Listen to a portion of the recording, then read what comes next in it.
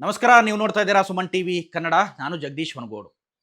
ವೀಕ್ಷಕರೇ, ರಾಜ್ಯದ ಇಬ್ಬರು ನಾಯಕರಿಗೆ ಮತ್ತೆ ಕೋವಿಡ್ ಕರಿನೆರಳು ಸುತ್ತಕೊಳ್ಳುವಂತ ಸಾಧ್ಯತೆ ಬಹುತೇಕ ದಟ್ಟ ಆಗ್ತಾ ಇದೆ. ರಾಜ್ಯ ಸರ್ಕಾರ ನೇಮಿಸಿದಂತಹ ಸಮಿತಿ ಈಗ ಒಂದು ಅಂತಿಮ ವರದಿಯನ್ನ ಸಲ್ಲಿಸಿದೆ ರಾಜ್ಯ ಸರ್ಕಾರಕ್ಕೆ.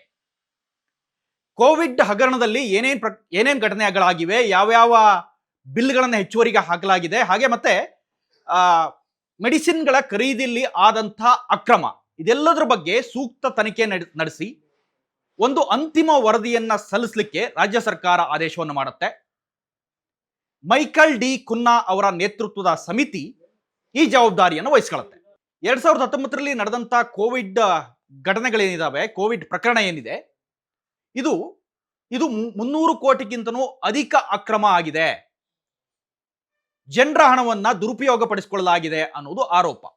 ಅಧಿಕಾರಕ್ಕೆ ಬಂದಂತ BS ಯಡಿಯೂರಪ್ಪನವರು ಮೊದಲ ಟರ್ಮ್ನಲ್ಲಿ, ಆನಂತರ ಬೊಮ್ಮಾಯಿ ಅವರ ಟರ್ಮ್, 2 ಟರ್ಮ್ನಲ್ಲೂ ಕೂಡ ಅಕ್ರಮ ಆಗಿದೆ ಅನ್ನೋದು ಆರೋಪ.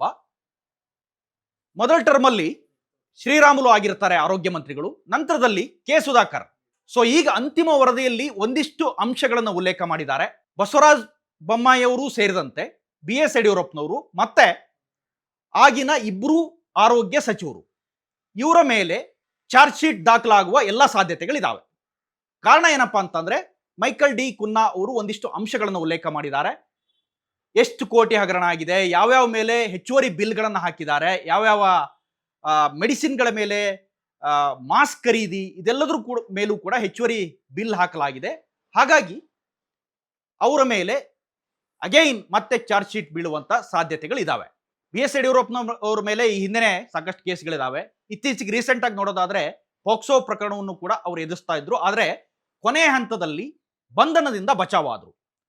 ಸೊ ಅಗೈನ್ ಮತ್ತೆ ಇಳಿ ವಯಸ್ಸಿನಲ್ಲಿ ಯಡಿಯೂರಪ್ಪನವರಿಗೆ ಮತ್ತೆ ಸಂಕಷ್ಟ ಎದುರಾಗುವಂತ ಸಾಧ್ಯತೆಗಳು ಬಹುತೇಕ ದಟ್ಟವಾಗ್ತಾ ಇದಾವೆ. ಯಾಕೆಂದ್ರೆ ಮುಖ್ಯಮಂತ್ರಿ ಆಗಿದ್ದವರು ಅವರೇ ಆಗಿದ್ರಿಂದ ಕೋವಿಡ್ ಹಗರಣದಲ್ಲಿ ನೇರವಾಗಿ ಯಡಿಯೂರಪ್ಪನವರು ಆಗಿದ್ದಾರೆ ಅನ್ನೋದು ಆರೋಪ. ಯಾವಾಗಿಂದ ಪ್ರಕರಣ ತನಿಖೆ ಆಗುತ್ತೆ ಅನ್ನೋದನ್ನ ನೋಡೋದಾದ್ರೆ, ಕಾಂಗ್ರೆಸ್ ಸರ್ಕಾರ ಬಂದ ತಕ್ಷಣನೇ ಒಂದು ಸಮಿತಿ ರಚನೆ ಆಗುತ್ತೆ. 2 ವರದಿಯನ್ನ ಈ ಹಿಂದೆ ಸಲ್ಲಿಸಿತ್ತು, 3ನೇ ವರದಿ, ಅದರ ಅಂತಿಮ ವರದಿ ಕೂಡ ಈಗ ಸಲ್ಲಿಕೆ ಆಗಿದೆ. ಸುಮಾರು 80ರಿಂದ 100 ಪುಟಗಳ ದೋಷಾರೋಪ ಅದರಲ್ಲಿದೆ.